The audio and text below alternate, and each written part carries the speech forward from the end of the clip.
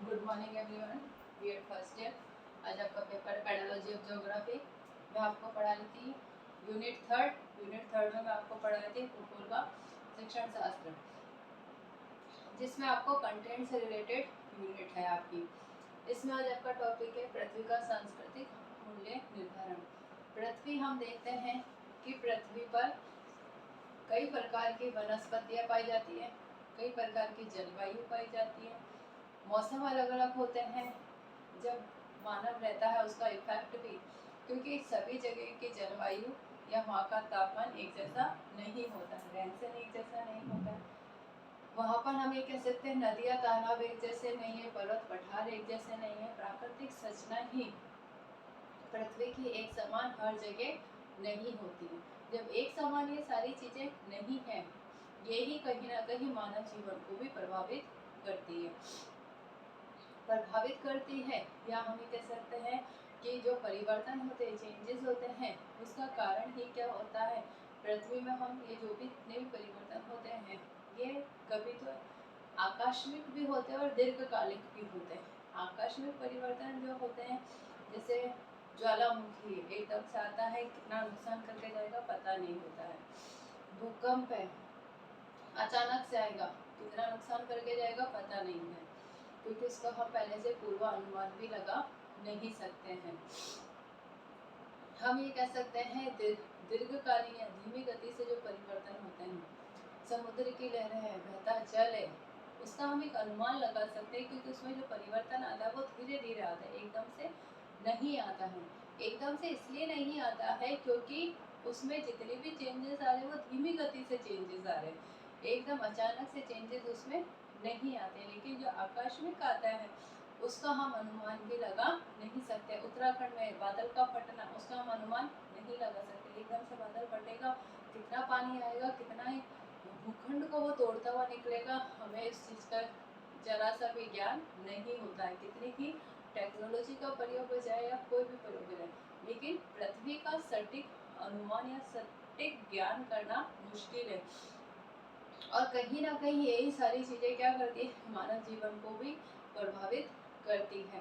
Tundra प्रदेश में रहने वाले जो व्यक्ति होते हैं, या हम ये कह सकते हैं जम्मू कश्मीर में रहने वाले जो व्यक्ति हैं, वो ठंड वहाँ पर पड़ती है, इसलिए वो क्या करते हैं, पहनते हैं बड़े बड़े ऊनी लबादे पहनते हैं ठंड से बचने के लिए। उनका रहन सहन खान पान भी वैसा ही होता है।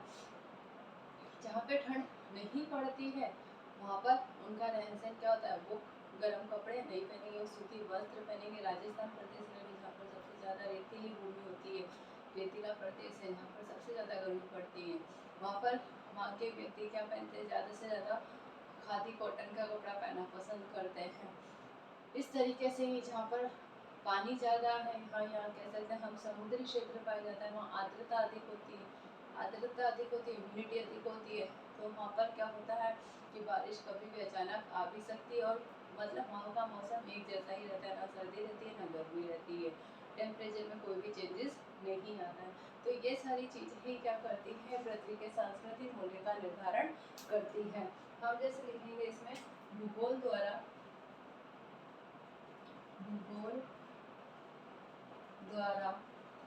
पृथ्वी के धरातल की संरचना का ज्ञान दिया जाता है। तो यूँ तो धरातलीय संरचना का महत्व है, परंतु इसमें भी अधिक महत्वपूर्ण है इसका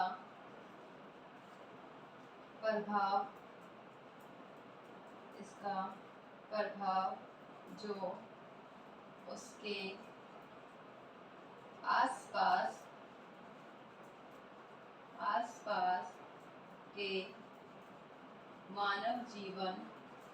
मानव जीवन को प्रभावित करता है। यही संरचना एक सीमा तक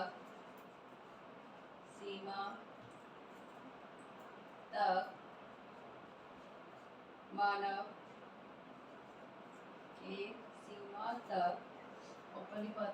भूगोल द्वारा पृथ्वी के धरातल की संरचना का क्या करा जाता है, ज्ञान दिया जाता है, क्योंकि भूगोल ही एक ऐसा विषय है जिसमें हम पृथ्वी का अध्ययन करते हैं।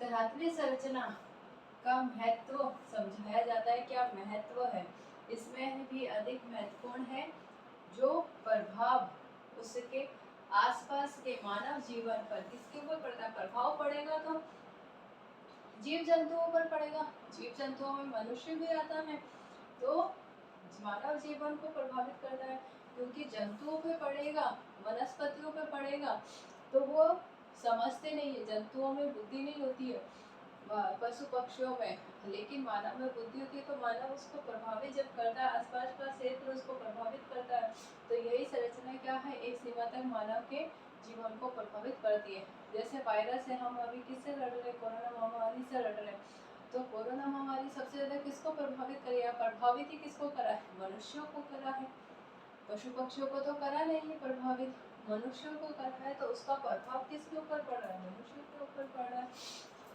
तो पृथ्वी के ऊपर जितने भी चेंजेस होते हैं, कोई भी परिवर्तन आता है, चाहे वो परिवर्तन एकदम से आए, आकस्मिक आए या धीमी गति से आए, लेकिन प्रभावित किसको करेगा, मनुष्य को प्रभावित करता है, मानव के जीवन को भी प्रभावित करता है। इसमें हम लिखेंगे एक सीमा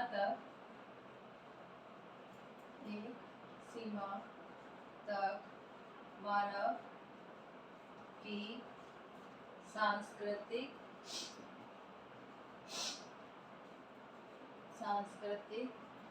परिस्थितियों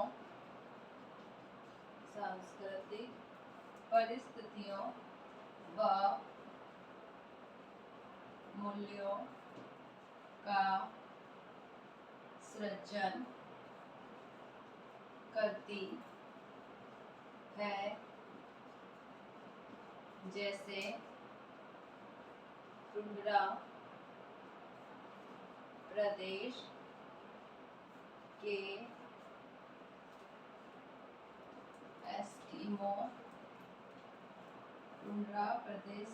एस्किमो का जीवन है शिकार करना, भयंकर सर्दी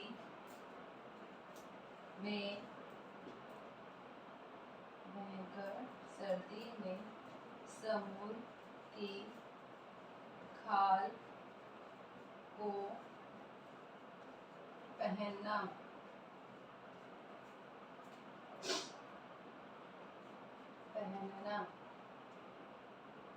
और जैसे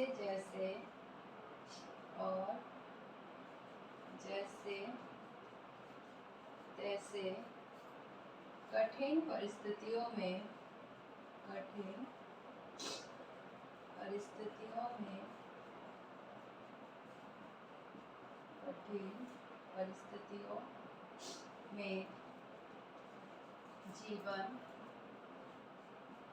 जीवन निर्वाह करना। एक सीमा तक मानव के सांस्कृतिक परिस्थितियों में मूल्यों का सृजन करती है। जैसे उदाहरण दिया गया है कि टुंड्रा प्रदेश के जो लोग होते हैं, एस्किमो, जिनको हम क्या कहते हैं, एस्किमो कहा जाता है।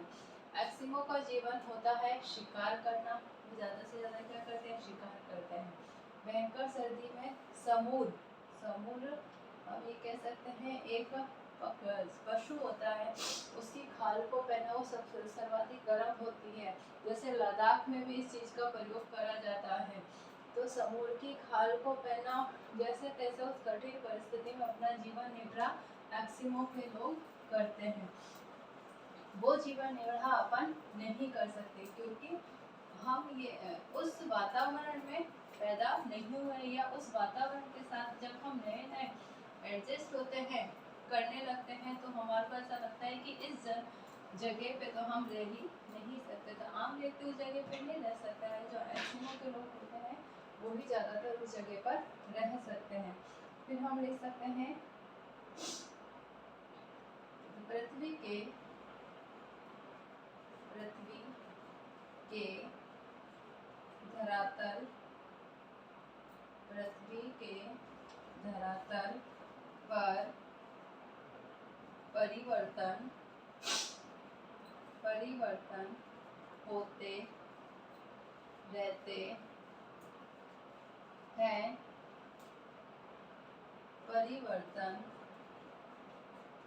परिवर्तन दो प्रकार के होते हैं, आकस्मिक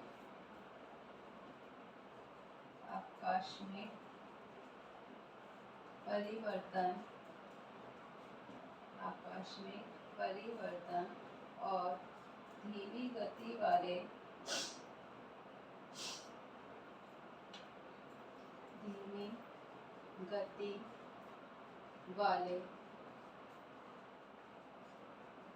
परिवर्तन, आकस्मिक परिवर्तन और धीमी गति वाले परिवर्तन। इसमें हम लिखेंगे दोनों प्रकार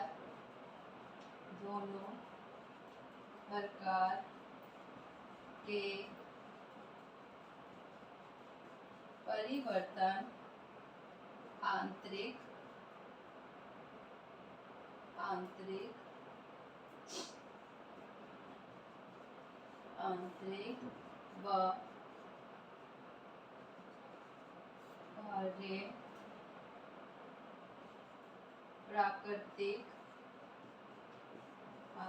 व बाह्य प्राकृतिक शक्तियों तथा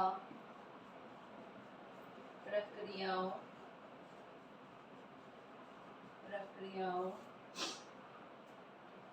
द्वारा होते हैं। जो पृथ्वी के धरातल पर परिवर्तन होते हैं वो दो प्रकार से होते हैं, आकस्मिक परिवर्तन और धीमी गति वाले परिवर्तन। दोनों प्रकार के परिवर्तन किसके कारण होते हैं? आंतरिक और बाह्य प्राकृतिक शक्तियों के द्वारा होते हैं, शक्तियों या प्रक्रियाओं के द्वारा होते हैं। जैसे ज्वलन होता है, फिर भ्रंश होता है, समुद्र की लहरों का ऊपर उठना होता है। ये सारे ही परिवर्तन क्या है? प्राकृतिक शक्तियों के द्वारा होता है। ज्वार भाटा का आना कोई मनुष्य के द्वारा हो रहा है क्या?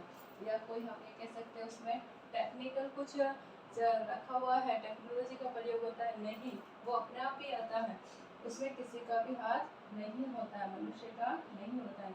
इसमें लिखेंगे आंतरिक शक्तियों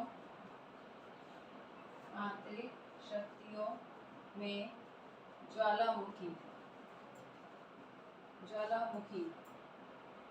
व एवं भूकंप प्रमुख है, तो बाह्य शक्तियों में बहता जल, पवन, हिमानी और समुद्री लहरें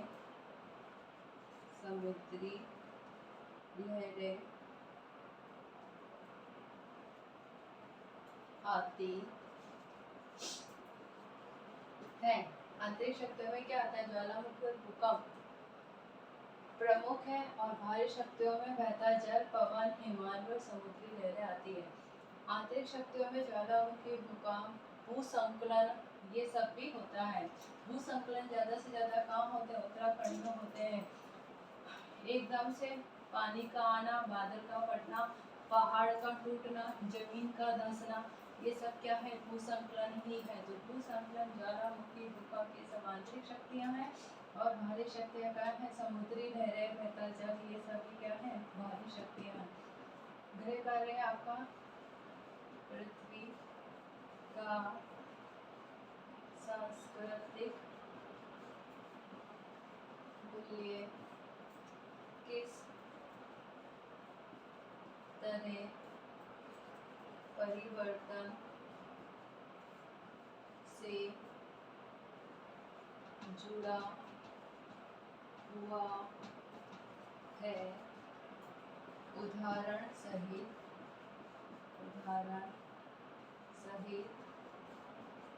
स्पष्ट कीजिए। ये आपका गृह कार्य प्रश्न है। घर पे रहिए, सुरक्षित रहिए। जब भी घर से बाहर जाए मास्क लगा के जाए, सोशल डिस्टेंसिंग का पालन करें।